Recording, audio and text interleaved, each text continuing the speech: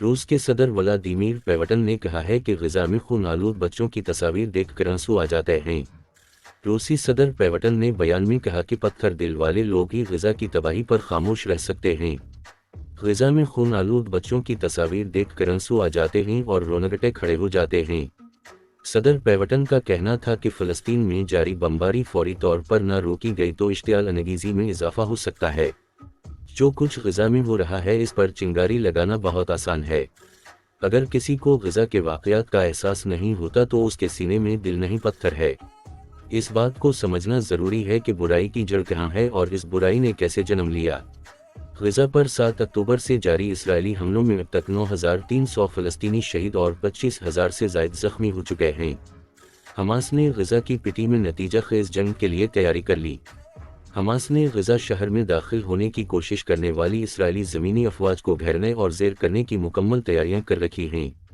فلسطینی آزادی پسند عسکری تنظیم حماس کی اعلیٰ قیادت کے قریبی ذرائع نے خبر رساں ایجنسی روئٹرز کو بتایا کہ حماس نے غزہ کی پٹی میں نتیجہ خیز جنگ کے لیے تیاری کر لی ہے۔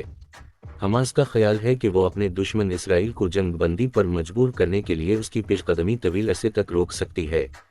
نام ظاہر نہ کرنے کی شرط پر حماس کے اعلیٰ عہدیدار نے بتایا کہ حماس نے ہتھیاروں، میزائلوں، خوراک اور ادویات کا ذخیرہ جمع کر رکھا ہے۔ روئٹرز ذرائع کا کہنا تھا کہ حماس کو یقین ہے اس کے ہزاروں جنگجو فلسطینی علاقے کے نیچے کھودی گئی سرنگوں کے شہر میں مہینوں تک زندہ رہ سکتے ہیں اور شہری گوریلا ہتھ کنڈوں سے اسرائیلی فورسز کو مایوس کر سکتے ہیں۔ حماس کا خیال ہے کہ اسرائیل پر محاصرہ ختم کرنے کے لیے بین الاقوامی دباؤ بڑھے گا کیونکہ شہریوں کی ہلاکتوں کی تعداد میں اضافہ ہو رہا ہے۔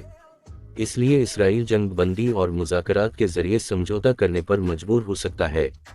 ذرائع نے بتایا کہ اس سے حماس تنظیم اسرائیلی یرغمالیوں کے بدلے ہزاروں فلسطینی قیدیوں کی رہائی جیسے ٹھوس مطالبوں کے ساتھ جنگ بندی کا مطالبہ کرے گی۔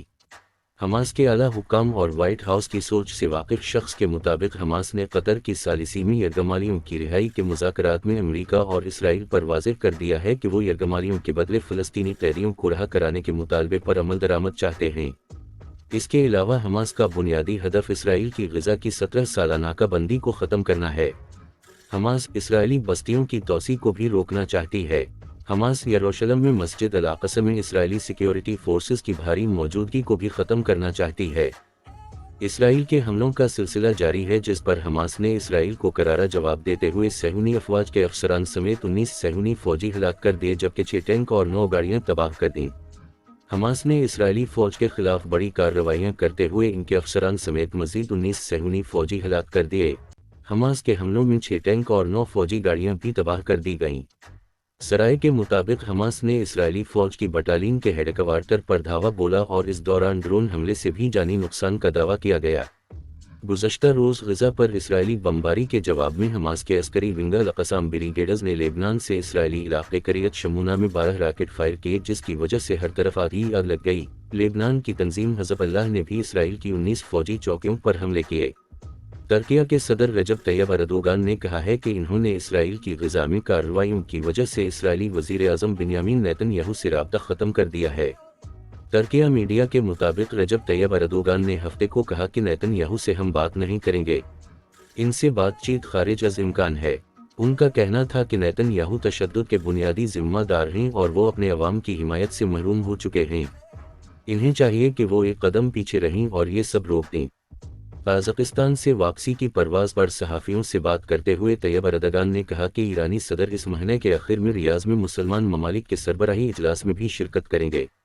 ان کے ایرانی ہم منصب صدر ابراہم رئیسی غزہ صورتحال پر تبادلہ خیال کرنے کے لیے نومبر کے آخر میں ترکیہ کا دورہ کریں گے۔ براڈ کاسٹر ہیبرٹرک اور دیگر کی رپورٹ کے مطابق قازقستان سے واپسی کی پرواز پر صحافیوں سے بات کرتے ہوئے طیب اردوغان نے کہا کہ عالمی نظام پر اعتماد نہیں رہے گا اگر اسرائیل کو نہ روکا گیا اور اسے اس کے جنگی جرائم اور انسانی حقوق کی خلاف ورزیوں کے لیے جواب دہ نہ ٹھہرایا گیا۔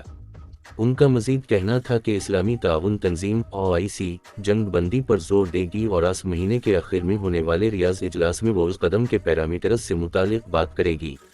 طیب اردوغان کا کہنا تھا کہ یورپی یونین نے حماس اسرائیل جنگ اور غزہ کی صورتحال پر منصفانہ موقف نہیں اپنایا، اس کے نتیجے میں خطے میں اعتماد کو شدید دھچکا پہنچا ہے۔ طیب اردگان نے جمعہ کو قازقستان سے واپسی کی پرواز پر صحافیوں سے بات کرتے ہوئے کہا کہ یورپی ممالک کی طرف سے اسرائیل کے لیے دکھائی جانے والی حمایت ہولوکاسٹ پر ان کے قرضوں کی وجہ سے پیدا ہوئی۔